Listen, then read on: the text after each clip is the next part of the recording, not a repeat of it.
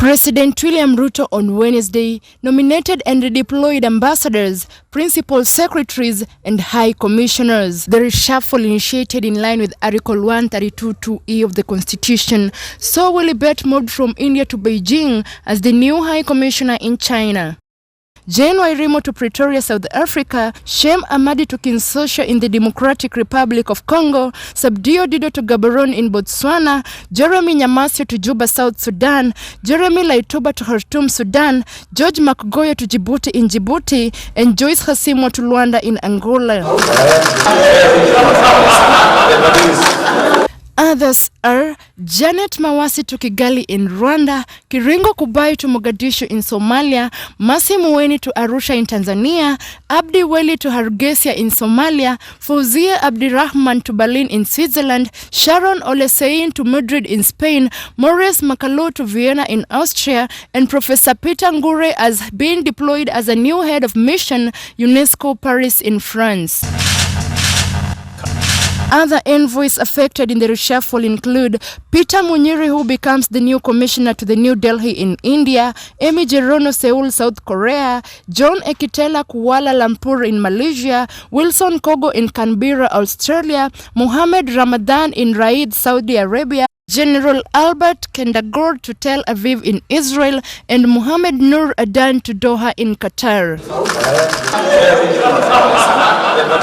Ambassador Betty Chebet has been sent to the Kenyan embassy in France, while Stella Orina has been reassigned to the embassy in Berlin, Germany.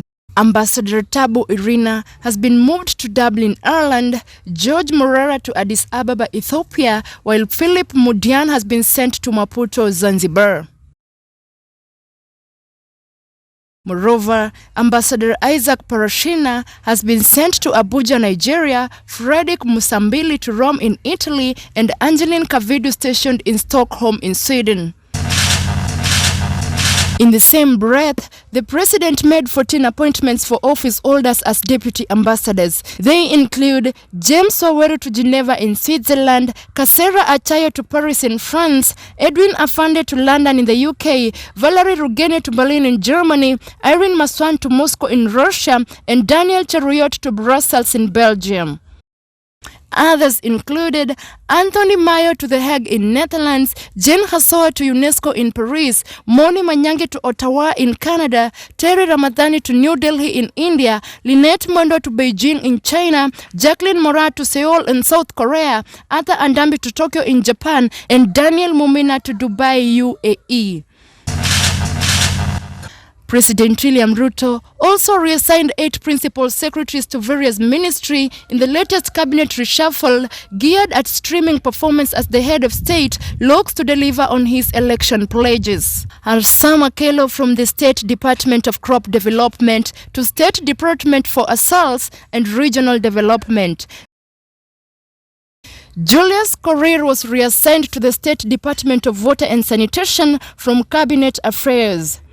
Geoffrey Kaituko, who previously served as the State Department for Labor and Skills Development, has been transferred to the State Department for Shipping and Marine Affairs.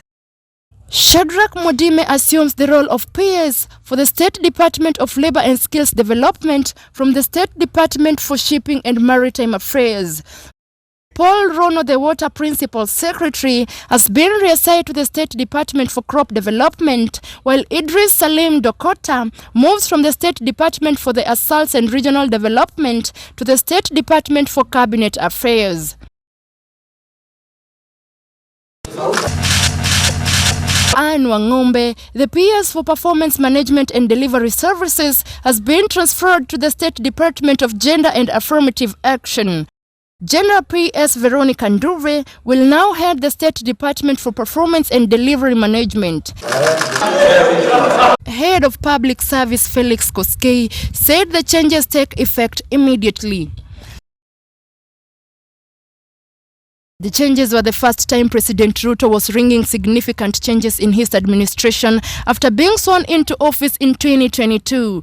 However, a year after assuming the office, Kenya Kwanza government has been on the spot over its capability to fulfill its campaign promises, especially with the high cost of living that has pushed Kenyans to the brink of poverty. If you cannot keep time with your employer, you have basically dismissed yourself. I mean, it's just as simple as that. So, for those who came late, who are members of the executive, I will be expecting a written explanation, and it should not include matters of traffic. During a performance signing contrast event on 1st August 2023, President Ruto told CSS, PSS and parastatal chiefs over their poor understanding of government operations and overall performance. Many of you, the people I speak to, don't even know what is going on in your ministries or departments. You have very scanty information. The moment I know more than you in your ministry, then you must begin to understand that something is very wrong. How do you run a ministry or that department or a parastatal if you have no information? That is the highest level of incompetence. Sandra Kidamani, Maisha Prime, Maisha Television.